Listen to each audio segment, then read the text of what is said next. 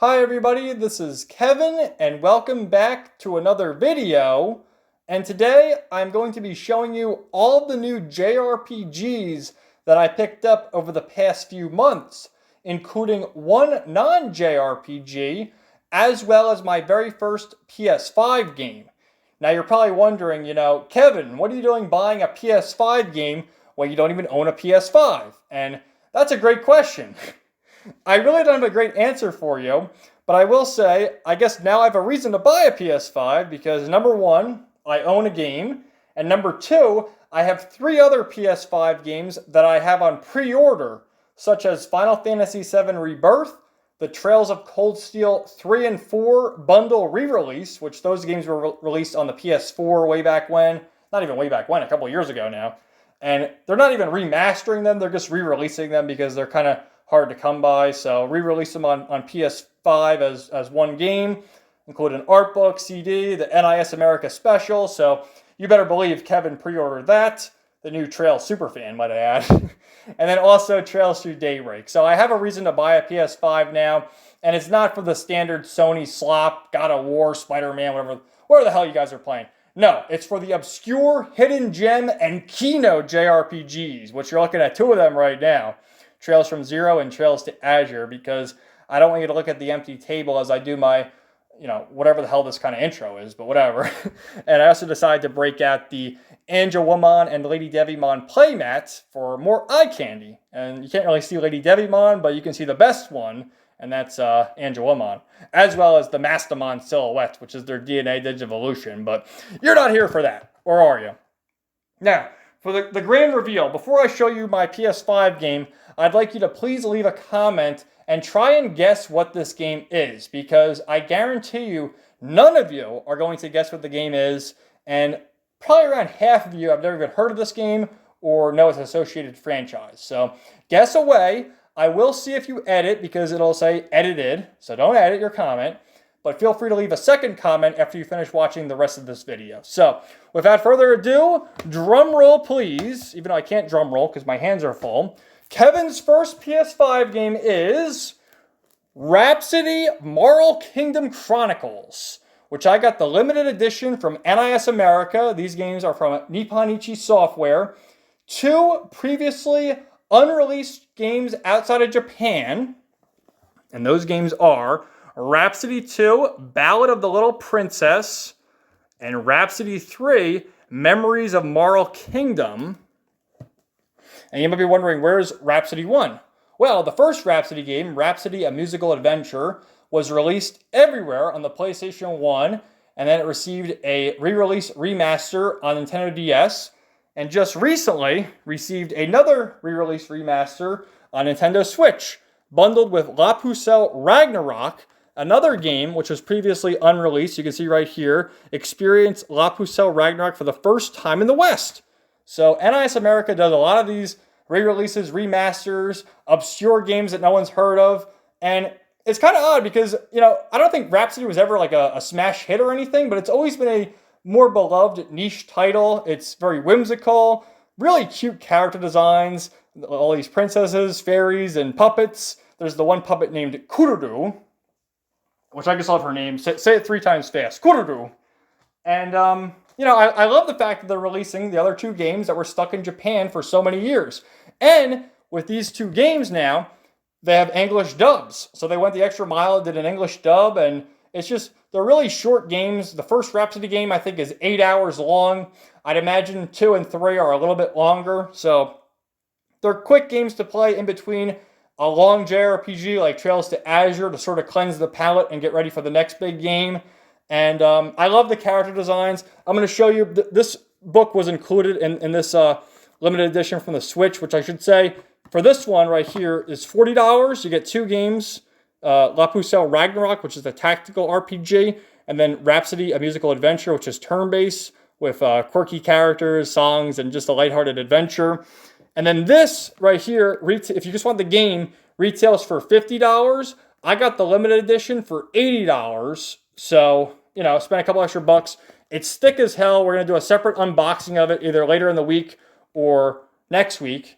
And available on Nintendo Switch, PS5, and PC. So If it was available, I would have bought it on the PS4, but when given the option, Switch or PS5, hell, let's make the most obscure game possible my first PS5 game. Why not?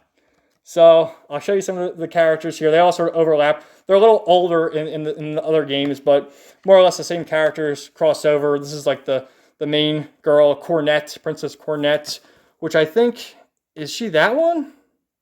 They all kind of have the same face, but I hate to say that, but you know, there's crossover here. Like they overlap each other. The story continues.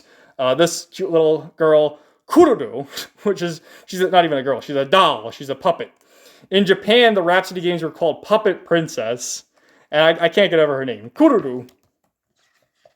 So, yeah, Ferdinand, is that Ferdinand right there? So, there you go.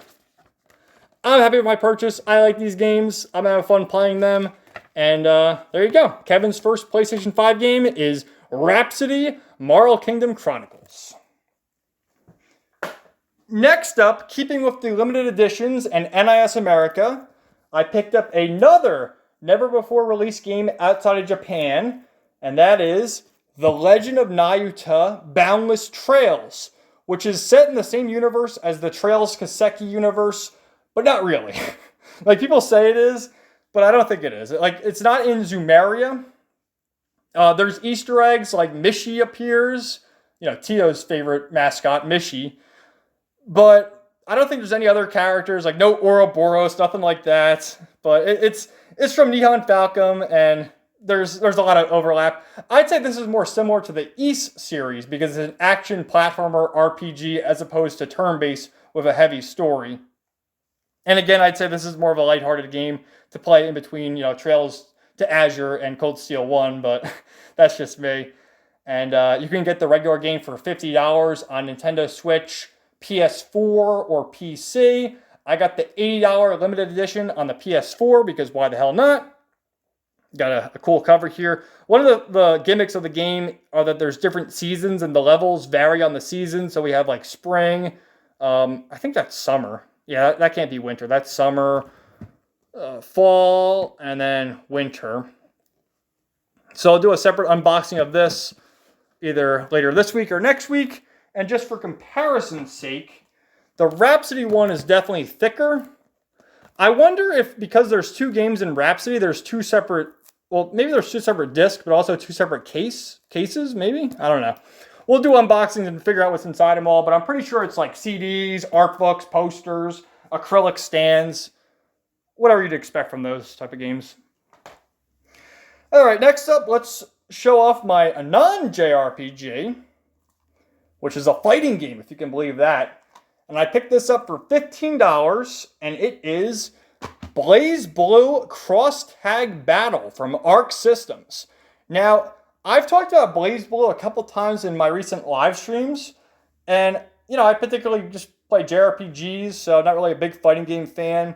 But one of the YouTubers I like to watch, Kaizo War, has done quite a number of live streams about BlazBlue, and he's a big fan of the series. I love the character designs, and this one in particular, Cross Tag Battle, is a crossover with other franchises. I'm not sure who that is. This guy's name is Ragnar. He's like the mascot of BlazBlue. So that's him. That's Ruby from the show Ruby, and that's the protagonist of Persona 4. I think there's other characters who cross over as well. On the back here, you see more of the girls from Persona 4, Yukiko and Chihei. These two are from BlazBlue. His name's Jin Kisaragi, and that's Noelle Vermillion. And there's great English voice acting in these games. This guy, he's voiced by David Vincent. She's voiced by Christina V. And then Ragnar, he's voiced by Patrick Seitz. So really great voice actors. You can see some of the screenshots here. The game looks beautiful. I love the character designs. Not the biggest fighting game fan, but yeah, I got it for 15 bucks. Why not give it a try? So there's that. Next up, I have two games, which I paid $80 for both of them. I bought them off eBay because, you know, good luck finding these in the wild. And these were heavily recommended by Eric Landon RPG, which is one of the reasons why I bought them. And they are Death End Request 1 and 2 from Idea Factory and Compile Heart. Now, he played these games like 6 months ago. did a few videos on them, including a full review for the sequel of the second game, Death End Request 2, where he declared it one of the darkest JRPGs he's ever played. And I guess looking at the cover, it's kind of dark. I mean, looks kind of scary. The castle there, the dead trees. But in particular, they're both rated M for mature. And on the back, you have blood, strong language, suggestive themes, and violence. So despite the covers and having, the waifu anime girls, which that's another reason why I bought this game, of course, you better believe it. Idea Factory and Compile Heart, these ladies are going to be bouncing all over the place. So that's another reason. But yeah, in particular, rated M for mature, dark. I'm assuming that it's very story heavy. The character designs look cool. So Eric Landon recommended it. Why not give it a try? And another thing too, they both have English voice acting. And I liked the English dub voice acting cast. Great voice actors there. So that's another plus for me. And this one I think came out in, 2019? Yeah, 2019. And this one in, 2020. So they're relatively new games. They're difficult to come by though. So good luck finding them in the wild. And just to read on the back, it says, trapped between reality and the virtual world. What really happens when it's game over? Shift battles from turn-based to fighters, shooters, and more. Crack the code to unlock skills. Log out to uncover mysteries in the real world. So I guess they're in like an MMORPG. You can kind of see the screenshot. It's turn-based, and there's different play styles. I love my waifus, so that's one of the reasons why I bought it. And the darkness will consume her. Hell yeah, we'll give them a try. And for now, they'll be added to the never-ending backlog because there's games that have higher priority, but at least I own them now, right? And for the final thing I'd like to share with you, I'm going to place this on the table just, to add more context and tell a bit of a story. And that is The Legend of Heroes Trails of Cold Steel 1, which is actually the first Legend of Heroes game that I bought. My friend Nuke recommended to me like 3 or 4 years ago now. The first one I bought. I still haven't played it because if you watch the channel, I've gone back and played the 3 Sky games, Zero and Azure, because as I learned more about the series, I heard, there's 4 Cold Steel games, but there's also games that take place prior to Cold Steel, so I wanted to play everything in order. And honestly, the proper play order is to do that. Play them in release order. Play Trails in the Sky 1 through 3, then play Zero, then play Azure, then play the 4 Cold Steel games, then Reverie, then Trails Through Daybreak, etc., etc. However, with Cold Steel 2 in particular, that kind of overlaps with Azure, which I'll get to that in a minute. Now, the fact that I own Cold Steel 1, and I mentioned earlier, I have 3 and 4 pre-ordered with the PS5, I have to get Cold Steel 2 somehow. And Cold Steel 2 is difficult to find. So I did find it on eBay, and in getting a better deal on it, I had to buy Cold Steel 1 again, which I'm okay with, because opening this, you'll see I have the UK version, and to me, this is just ugly. I hate it, which is why I have the reversal cover. What does that even look like there? So yeah, it says Trails of Cold Steel. I think this one doesn't say that. Oh no, it does say that. It's just, the cover's a little different. Are they missing some characters? No, all the characters are there. I don't know why. But I hate this. It looks ugly to me. So, scouring eBay for Trails of Cold Steel 2, my best deal was just buying Cold Steel 1 again to get Cold Steel 2. And that's exactly what I did. Look at this, ready? The Decisive Edition of Trails of Cold Steel 1 and the Relentless Edition of Trails of Cold Steel 2. Holy shit, man. These are in excellent condition. We're going to open these real quick and show you what's inside. But I spent $120 for both of them. I bought them together, both these for $120, which, I don't really care. The Trails games are great. Think about it this way. You could buy a new game $60 each, so it averages out. And I bought this one so long ago, I don't even know how much I paid for it. It doesn't really matter. So yeah, I bought them again, 120 bucks, but we got the ultimate box sets. I'm going to show you the badass steel books, the soundtracks, the whole 9 yards. But can I please just comment on how cute this girl is right here, Alyssa? My goodness, I guess she's like that's Reen. He's the main character of the Cold Steel games, but I guess she's like akin to Ellie. Ellie is to Lloyd, right? She's hot. That's what I want to say. Anyway, So enter the all-new Class 7. Embark on a grand experiment as the prestigious Thor's Military Academy assembles 9 carefully chosen students with unique talents and abilities. Becoming top of your class is expected. Saving your country is required. Oh yeah, the first game, we don't save the world in the first game. We only save the city or the country. That was the, well, was that, yeah, that was the case in FC against Alan Richard, and then with Zero against, well, I won't say, sorry, spoilers. Journey through a massively remastered version of this classic, world-changing adventure. Stunning HD graphics, now at 4K, 60 FPS. New audio features, addition of original Japanese voices, and 50% more English voiceovers. So I do understand the initial release of this game was on the PS3 and Vita. So was there no Japanese voice acting in the initial release? And then 50% more English voice acting? What does that even mean? And then all DLC, etc., etc. So this includes Steelbook, replica 50 Mira coin, and then a CD. Now, if you play the Trails games, you know how difficult Mira is to come by. So I wonder what the 50 Mira coin's all about.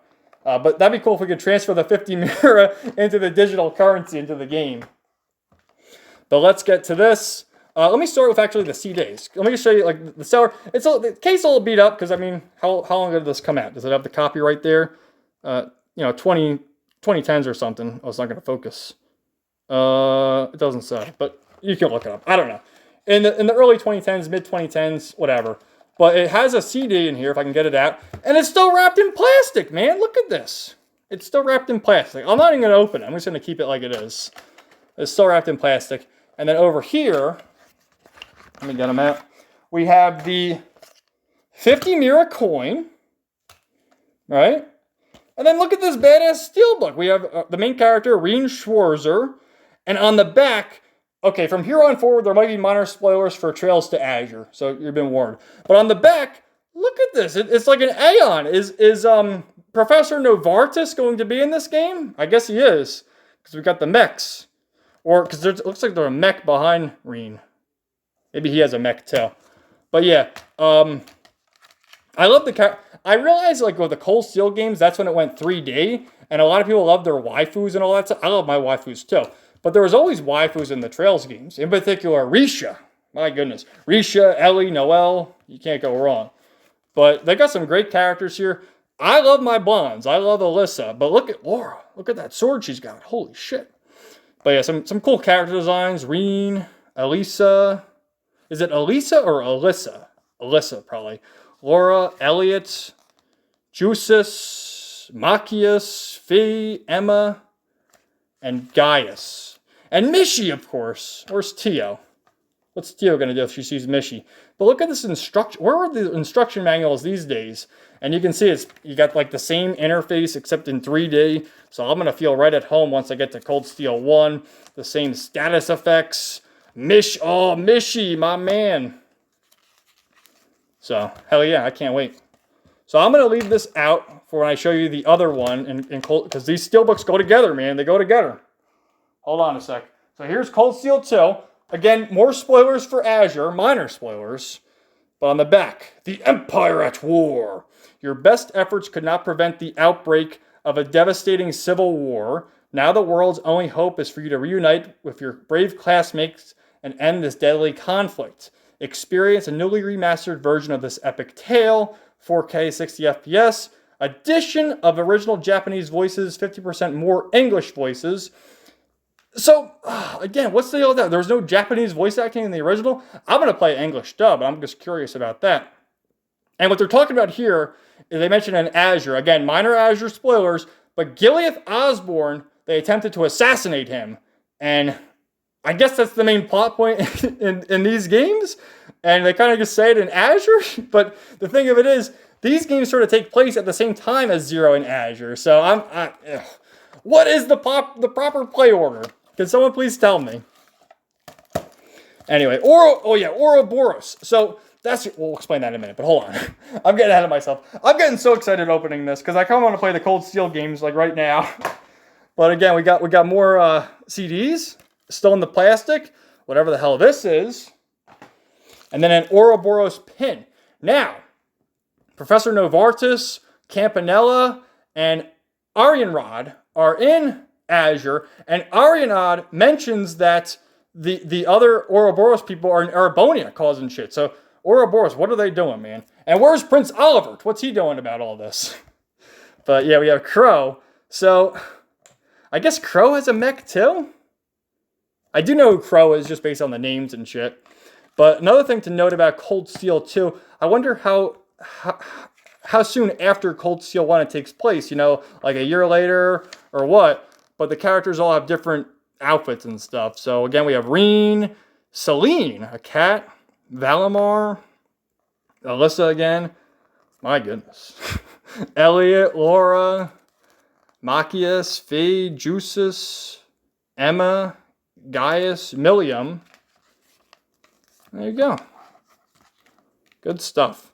So another cool thing, they have like their weapons. So Reen has like a sword. Alyssa has a orbital bow, orbital staff. I wonder if this guy is associated with the Foundation, and he knows Tio. A great sword, orbital shotgun, twin gun swords. Holy crap!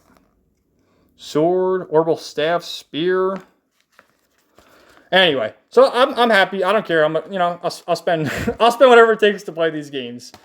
Although I am kind of like in a weird situation because I felt the same way at the end of Sky the Third. Like I didn't want to leave Estelle and them behind. But as I played Zero in Azure, I love Lloyd in the SSS. So I'm like, dude, I don't want that game to end either. And am I going to feel weird moving into Cold Steel? I don't freaking know, man. But yeah, I'm excited to play all these games. Let me know what you thought about this haul. I know I had a lot of stuff. This is kind of a long video, over 20 minutes. But there's a lot of shit to show you. So I think the highlight was definitely this game, my first PS5 game, Rhapsody of Moral Kingdom Chronicles, the Cold Steel games, more waifu shit, Death End Request. I don't know. So stay tuned for those unboxings coming soon. Let me know what you thought in the comments down below, and we'll talk to you later. Peace out. 99.